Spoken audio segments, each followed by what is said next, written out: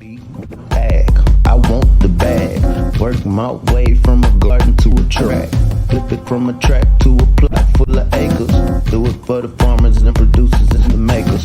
What we even here for? Occasionally I ask it. I know it's more than struggling, anticipating the casket.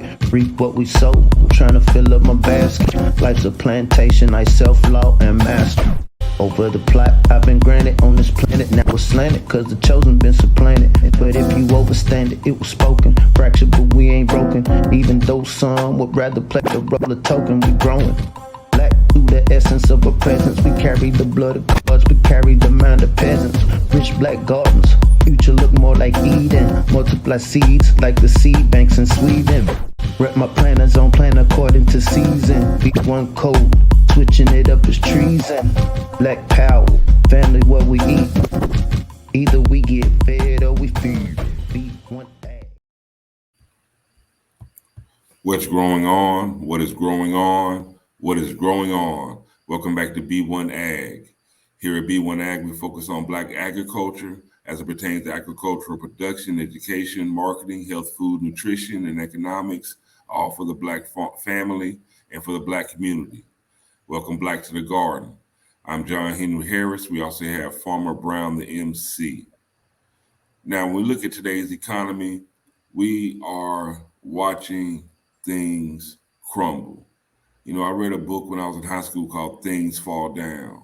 And that's exactly what we're seeing happening.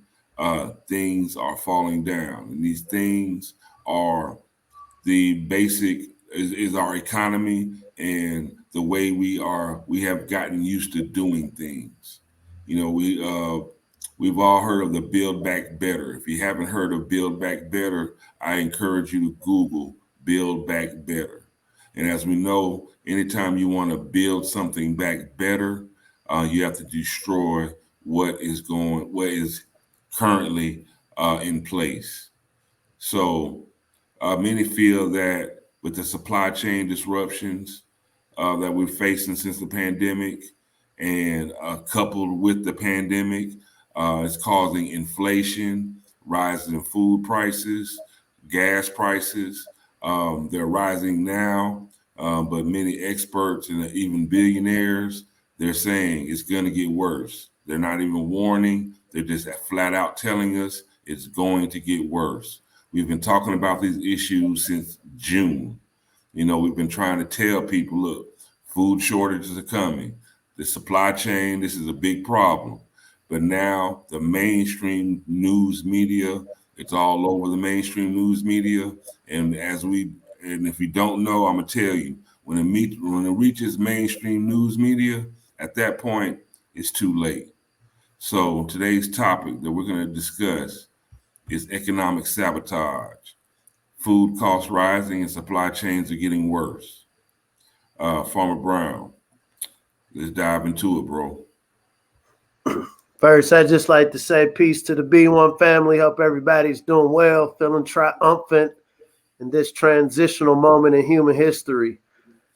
So I have 2-year-olds. I talk about my kids a lot. You know, I'm a first-time parent. You know, and my 2-year-olds, I notice when they don't get their way with something, my son might take the toy from his sister. And if I take it from them, they'll either throw it. They'll destroy the toy. They'll throw it, break it, just because they didn't get their way immediately. And I tend to, you know, have nieces and nephews. And so I've noticed this to be a trend with kids, children. If they don't get their way with something, they'll destroy it. Hey, you might want to play with this later. When we think about the B1 community in particular, we're going to go into a little bit of anthropology today. And so we know when we think about Lucy, you know, those are those 4 million year old bones found in Africa, Alkebulan. There's also new archaeological finds saying that there's been life here in what we call North America, Turtle Island. We claim this badge of mothers and fathers of civilization. We created it. Everything came from us. Nothing would be if we weren't. So with the task of parenthood, there's a certain way to deal with your offspring when they're destroying the household. Not to get too biblical today. I'm on the vibe with Sister Vicky Diller. Sometimes the Bible can be a book of magic. And so we're going to Proverbs 23, 13 and 14. Not to get religious, but this is a book of magic. Withhold not the rod of correction from the child, for if thou beatest him with the rod, he shall not die. And thou shalt beat him with the rod, and thou shalt deliver his soul from hell. Then we go to Proverbs 29, 15. The rod and reproof give wisdom, but a child left to himself bringeth his mother to shame. So if we're the mothers and fathers of civilization, we know everything that came after us was our children. We understand if you let a child have their way, if I let my children just do what they wanted to do, they'll destroy all of the toys. They'll destroy the house and bring the house to shame. This is the garden. This is the household. And so I look forward to deep diving into this conversation. Now, before we dive into this conversation, like, share. Like and share. Let's grow this conversation. Let's get more people involved. We need our people to be more aware of what is going on with our food, what is going on with the food system, and measures that we need to take to make sure that we have a seat at the proverbial dinner table. We need to make sure that we have something, we have food to eat, and we also need to be aware of what we're eating. Now, getting back to the rising food costs. Anybody who goes grocery shopping, you notice the rising food prices. And actually, there's a billionaire, a supermarket billionaire by the name of, by the name of John Katzimatidis. He's a billionaire supermarket owner, and he was telling Fox Business that Americans will see food costs rise tremendously in the coming weeks. Tremendously. Now, he's the president of Gristedes and D'Agostino Foods, and he was discussing his concerns about inflation and supply chain issues on Fox Business's Mornings with Maria. And he warned companies like Nabisco, Pepsi, and Coke will begin to prioritize products and raise prices in order to get ahead. He says, I see food prices going up tremendously, and the CEOs, they want to be ahead of the curve, and the way they're doing it is they're dropping all promotions. They're dropping low moving items. So again, amidst all these supply chain issues where we got all these tens of thousands of shipping containers stuck in Los Angeles at the port with not enough workers to move them and not enough truckers to transport all these products. These companies, they're just going to start eliminating products. So that will again increase the shortage of products that you will have available at your grocery store to go along with the rising food prices. Now, we have a video that we'd like to show you. Again, these are experts talking about what is happening now.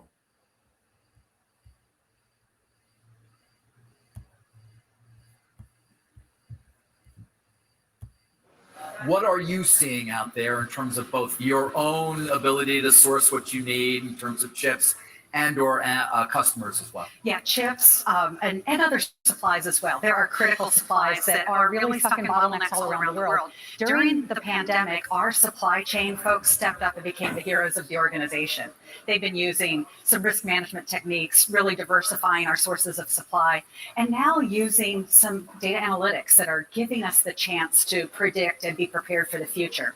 But actually, the big thing we're seeing, David, is an emphasis throughout the supply chain on going global, making sure that, yes, we're taking advantage of global innovation, but finding more regional sources of supply. Yeah, you talked a bit about local, but is this a real thing, Barbara? I mean, are we actually seeing it? Because you also twin it with this idea of bringing manufacturing back to the U.S., which many people would applaud, although it's not clear to me that the job the people are there necessarily to actually fill the jobs. But is this a real thing that you're talking about? Is this actually happening? It's very real. And Siemens, as you know, we're a global enterprise, and we have customers who have locations around the world.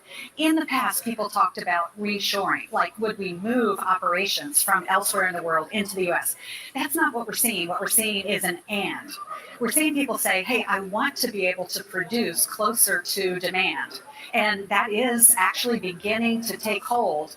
I think the pandemic highlighted for people when we could not get critical supplies here in the US and we were dependent on other regions of the world where perhaps they were shut down by the disease, we knew it was important for us to be able to have supplies. For a 20 plus 30-year period where it was all about sourcing from the most efficient, least lowest cost place. Yeah, that's right. So those last couple of decades have been about mass production.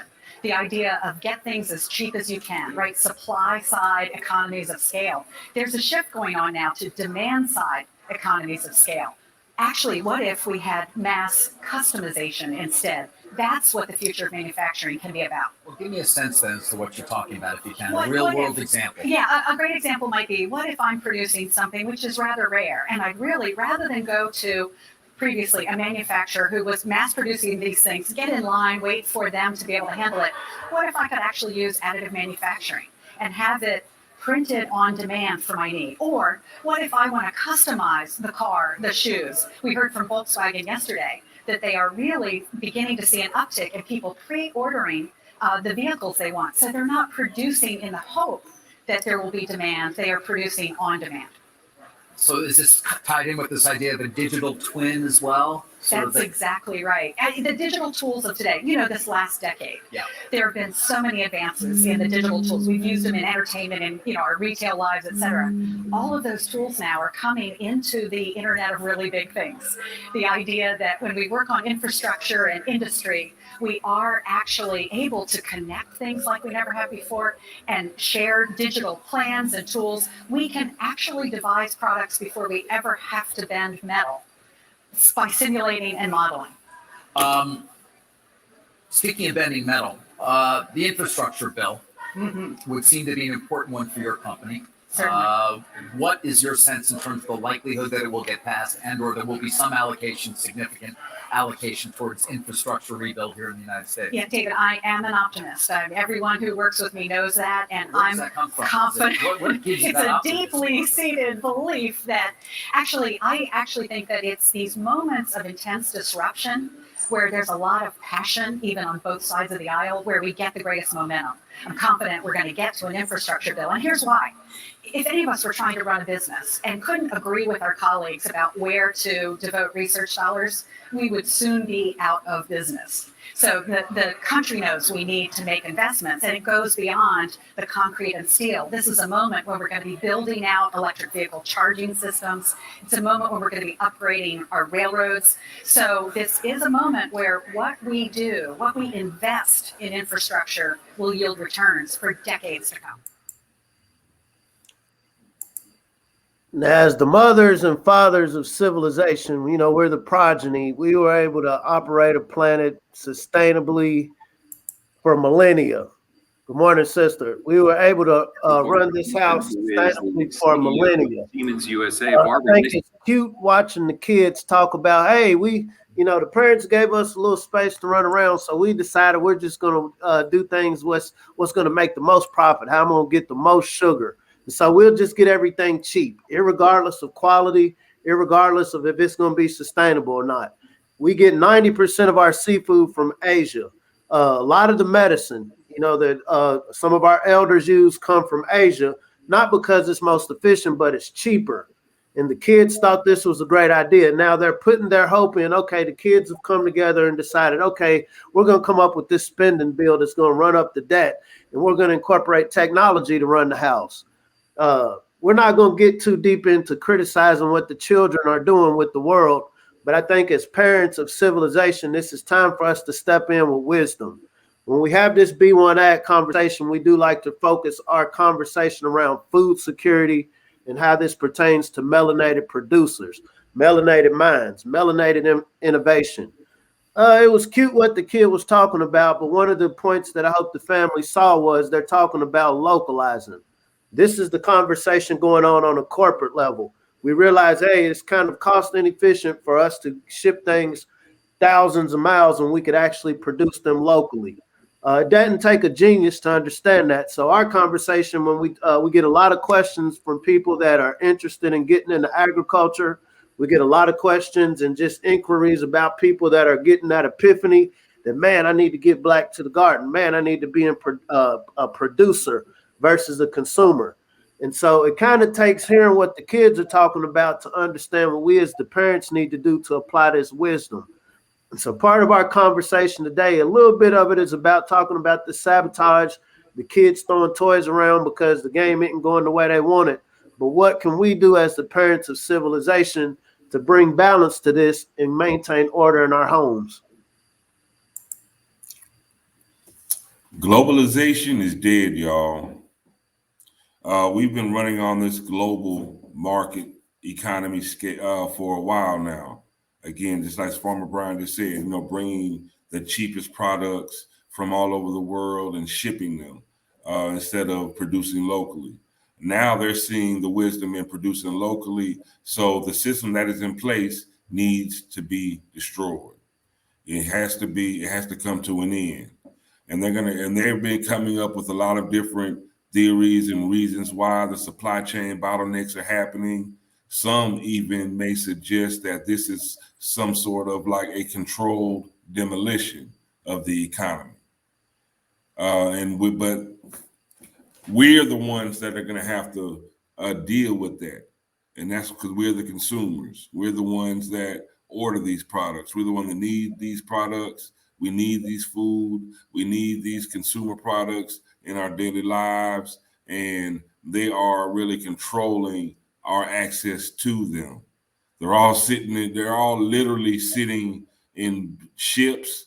They're all off the coast and they're sitting at these ports.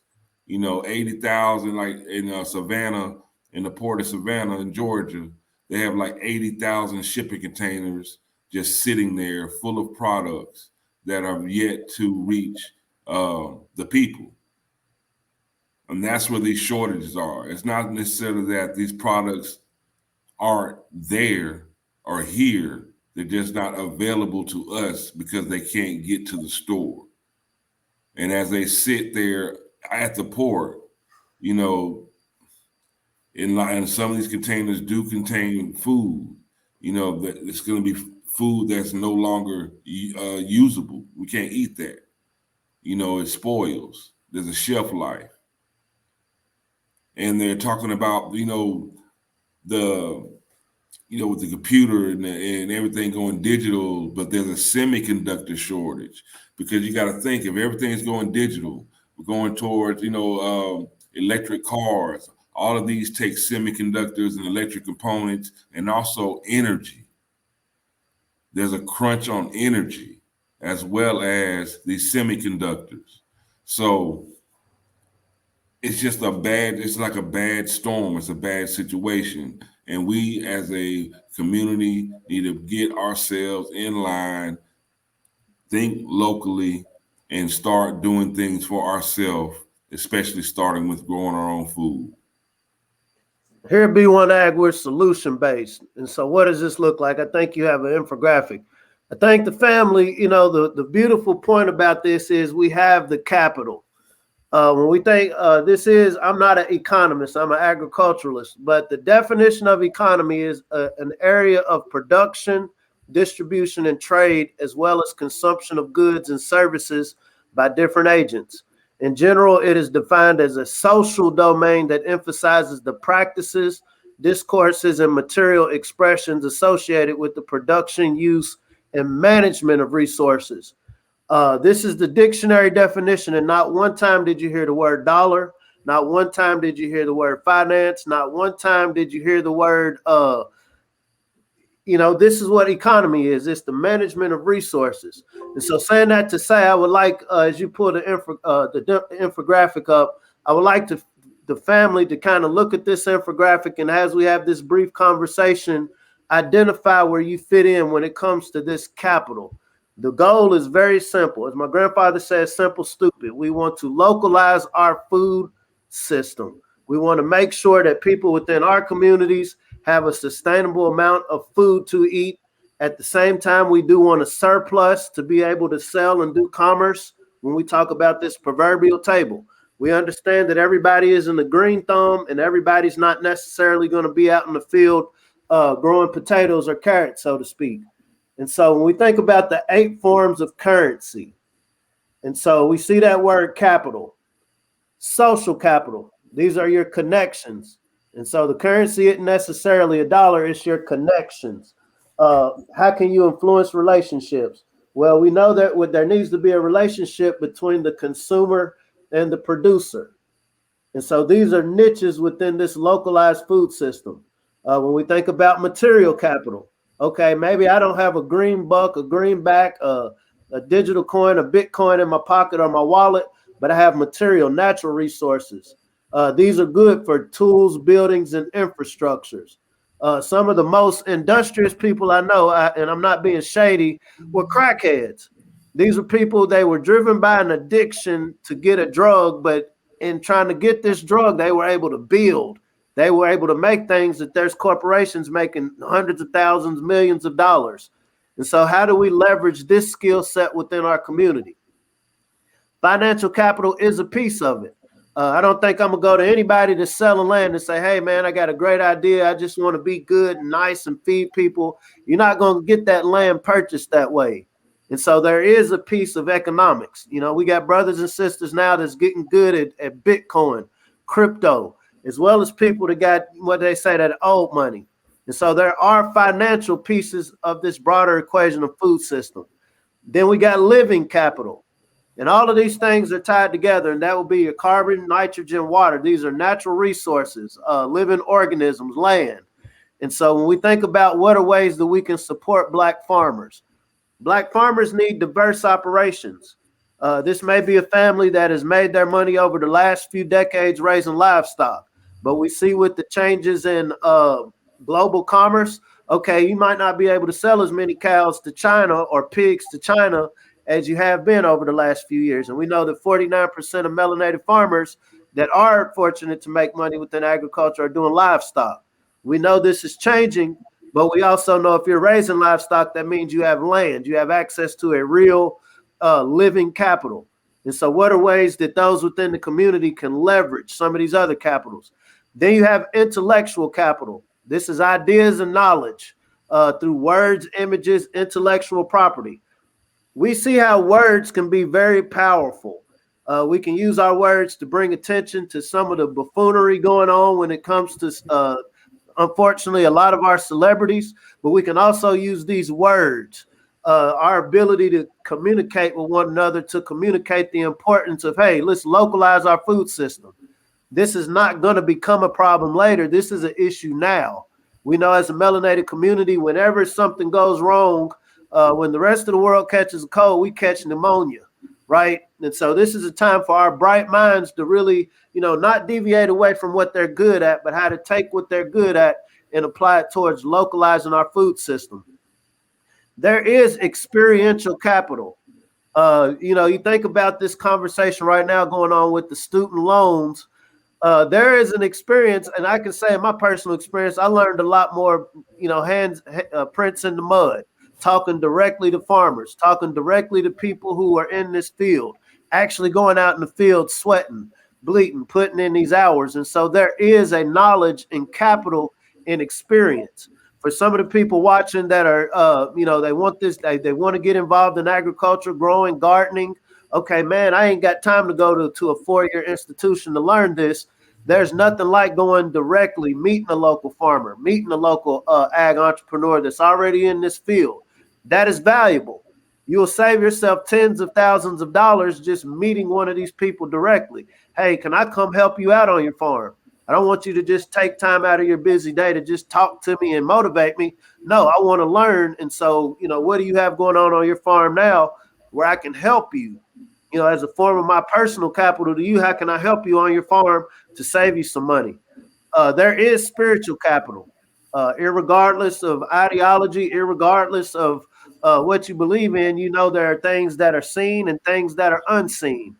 And so when you incorporate that and making something happen, this goes all into the confidence that any business, any entrepreneur needs to be confident in your product. The product we're talking about is a localized, formidable, equitable food system that we know serves the B1 community specifically. And then last but not least is cultural capital. Some say song, story, ritual, community. We know, there's nothing like, when I think about my personal life, some of the best times I had is when we didn't have nothing. When we were down on Gresham, grinding it out in the studio. I remember we'd be sharing cigarettes, sharing bags of chips because we wanted to do rap songs. We go, from there, because we put in that work, we were able to tour around the country, have a good time doing music. But it was when you didn't have anything that you built this culture. Right now, we're in a beautiful situation as a melanated community that we have people within this community that have all of these different forms of capital. Some have more than others. And so our ability to connect these dots, our ability to galvanize these different skill sets around a very specific codified goal of creating a localized food system. Local could be within your neighborhood. Local could be within your what we call city-state. Local could be within your region. But the concept is, we see that on a corporate level, everything is going to come localized. If you're gonna be successful at business, the ability to order from overseas to get your product here cheaper, that option is being taken off of the table. And so this is an opportunity for individuals or groups in the melanated community to seize upon it. Because as we're watching this controlled demolition, somebody has strategically put this economic C4 in all of these different important parts of our economy to create this controlled demolition, which we're seeing manifested as a supply chain system. There's enough people to live in North America that can unload those boats. Let's keep it real, family. There's enough people that live and exist that, hey, I need something to do and I'd like to get paid for it to unload those boats. And so there is a decision being made by these kids to say, no, don't unload them. When you think about the pimp concept, I need to break you down. I need to get you to completely dependent upon me so I can do what I need to do. Unfortunately, we found ourselves where we let the kids run the house, family. Or what are we prepared to do as the mothers and fathers of civilization to bring back order?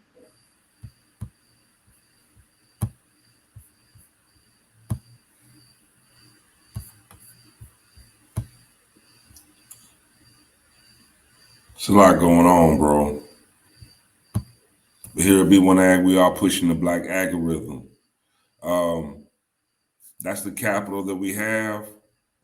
Take stock within yourself and find out exactly what your currency is.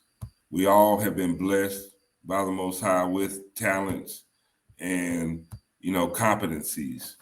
Where is your capital? What is your currency? Where does it lie? Is it social capital? Is it material capital? Is it financial capital? Do you just have that guap, that money? Living capital, intellectual capital, experiential capital, spiritual capital, cultural capital.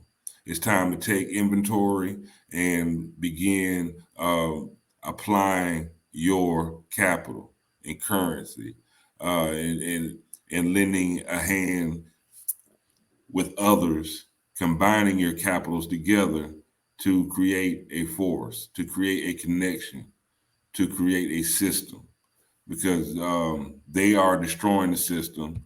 But this allows us to continue to build our own. As they're building back better, we could also build back better for us, for our communities, because they're not thinking about our communities as far as building it back better unless it's to serve them. So let's build back our community to make sure that it serves us first. I can only imagine leaving the order of this household to my kids. It wouldn't be a good look. They're always going to go where the sugar is. We know sugar turns into cavities, right? They're just going to play with toys, throw them around, and be dirty. When we look at this home that we've been endowed with, our ancestors were endowed with. Our ancestors were charged to be the stewards of the environment. It doesn't matter what ideology you ascribe to. If you ascribe to B1, the greatness, we like to talk about the honor of our ancestors. These were the parents of civilization. So as a parent, you maintain order in your house. There's belts, there's the hand, there's the paddle. This belt, hand, and paddle that I speak of is economics. How many people tell you business is warfare? If we can get to the business and master the business of feeding ourselves, not only is this a good survival strategy, we're talking about economics. Because ultimately, who are you going to conduct commerce with if nobody's eating, if everybody's starving out? We have a lot of these young cats that understand technology in a way that some of us older people never would. So how do we leverage that? How do we show them that, hey, you know how to make these algorithms, bring attention to whatever you're talking about. You know how to do commerce. You can push a couple of buttons and something was sold. How do we apply this to a food system? How do we apply this understanding? Okay, we do have a handful of black farmers left. The black farmers to me represent the stone and David's slingshot going up against the giant. I was walking this morning and I was thinking, you know what? Some of these institutions, these banks, they're in these big brick and mortar buildings and they just seem so intimidating. All this money, there's trillions of dollars flowing through them. But the closer you get to them, you realize, like, man, you're only as strong as your weakest link.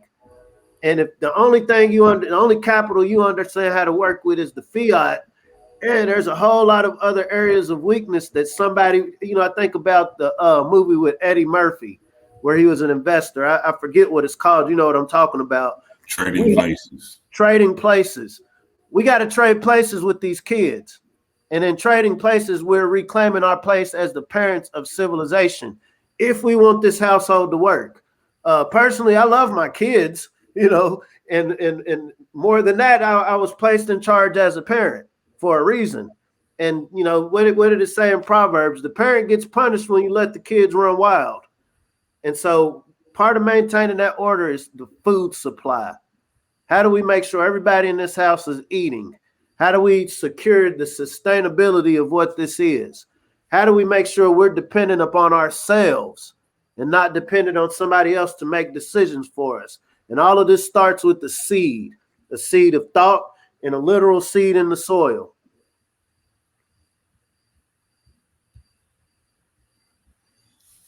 Again, here at B1AG, we are concerned about local our food security, and the best thing that we can do is support our black farmers.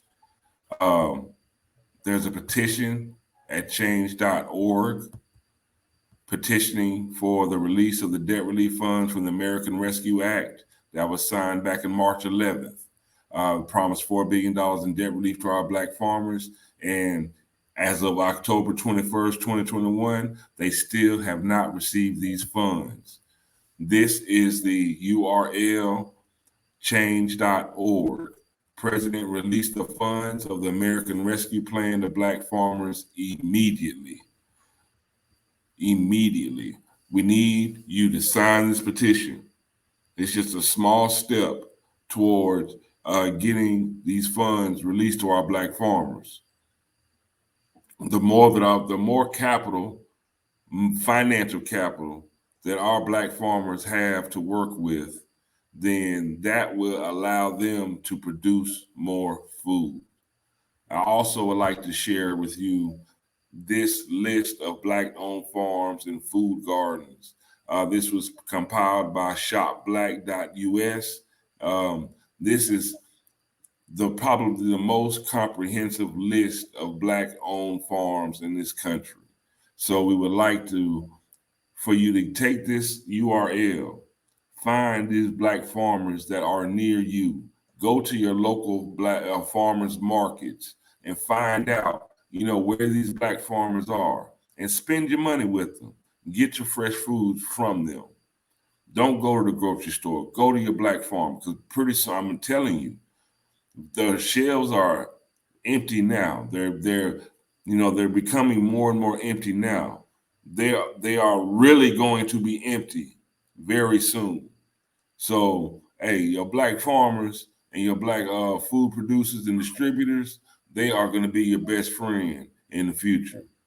And we need to be a friend to ourselves and our families and our communities by growing our own food to help supplement our diet. Don't wait until you're hungry to worry about getting some food. Go ahead and start planning for that now. Don't wait until you're like, dang, I'm hungry. Let me go get something to eat. Plan ahead. Make sure you have some food stocked up. Make sure that you have the seeds in the ground. Because even if you have food stocked up, once that's gone, it's gone. So make sure that you have a food supply where you can replenish it constantly. Make no mistake, family. This is sabotage. It's not conspiracy theory. We're going into the winter. This is the coldest time of the year. You're going to have the least amount of food available. If I was wanting to control something, I'm a belligerent kid and I want to control something, I'm going to get you, the populace, right? Not just the melanated family, but the populace. I'm going to get you in your most compromised position when you need me the most. I want to build back better, and so to build back, I must tear down what was in place. If you're in the summertime, springtime, hey, you can just go grow your own food now, because a lot of people already understand that. We're having this conversation for the melanated community, the B1 community. This is something that we need to get on yesterday. The seeds we plant yesterday will become the greens, the leafy greens, the tomatoes, the vegetables that we can grow indoors in case there is a dark winter. None of this is by well, how do you know that? Did you get some sort of divine message? I mean, the proof is in the pudding. These people are coming out telling us what's going on. And so the degree that we can internalize that and not just sit in a state of fear, but come from it from a place of opportunity. When's the last time you've been living and seen a civilization coming crumbling? You tell me. It's been centuries. And so we find ourselves in a precipice of time. We were talking earlier today about crossroads, this theme of being in this perpetual crossroads. We have a choice of which way this thing is going to go, family. Either we can go into this next phase as dependents because we chose not to codify around feeding ourselves, building the economy around feeding and producing for one another and consuming from one another, or we can create a whole new paradigm that the world hadn't seen since our ancestors were the original parents. The choice is on us, family. Nothing but air and opportunity. And let's definitely take this opportunity to make sure that we survive. That's what it's all about, y'all. Survival. Eating is survival. Let's make sure that we can eat well and survive. I did place that link to the shopblack.us, Black-owned farmers and Black-owned farms and food gardens. I put that in the live comment section on Facebook, our Facebook end as well as YouTube. If you go into our description for this at B1AG Daily Bread Podcast on YouTube, if you go into our description, you can get a direct link to that petition to sign to get this Black debt relief for our farmers. These are our superheroes. And if you don't know a Black farmer, get to know one, because they are the most important people to us at this moment as we continue to get deeper and deeper into the supply chain disruption, destruction, this controlled demolition, as well as, you know, these rising food prices. I'm telling you, when you have a billionaire supermarket owner says the food prices, they're going to rise tremendously. Believe them. Believe them. If Michael Jordan was to come out here and say, hey, I'm getting ready to start charging $1,000 for my Jordans, believe them. If somebody who supplies you something says it's going to get more expensive, believe them. Why would they lie? That's how they get paid. It actually works out better for them They make more money. So believe them. Let's get laid. Let's get black to the garden. It's going to be for our own survival. It's getting serious. Let's not wait till we're in dire situation. It's trending towards dire. But before it gets there, let's be prepared. Be prepared. This may not be a popular topic of discussion. You know, their thing, you know, people talking about Meek Mill's album cover and all these other little things that are going on. Kevin Samuels, red pill, blue pill, you know, relationships, but you can't eat that.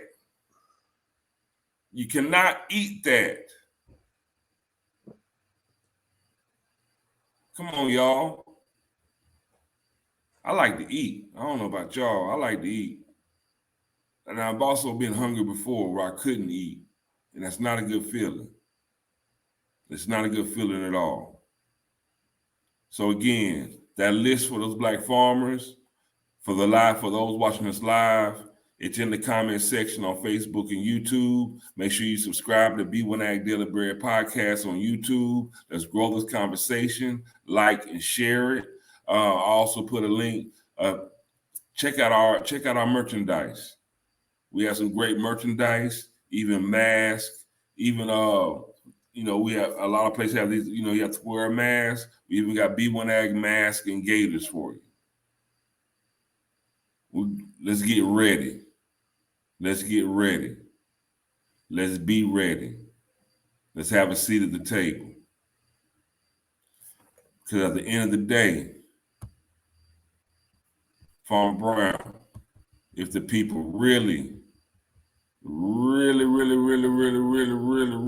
to know something, what do they need to do, bro? If you really want to know something, as the mothers and fathers of civilization, let us not spare the rod of economic correction. Let's learn how to grow something. We love y'all. We want us all to have a seat at this dinner table. So let's continue to grow. Let's have a growth mindset. We're not stoking fear. We're very confident in our abilities. We're very confident in the capital that we do have. We know we've been endowed with a lot. Now it's time to put these endowments into action, be codified, be unified, now more than ever, and be localized. Until next time, I'm John Henry Harris. We also have Farmer Brown, the MC. Check us out, B1AG Daily Bread Podcast. We'll see you again soon.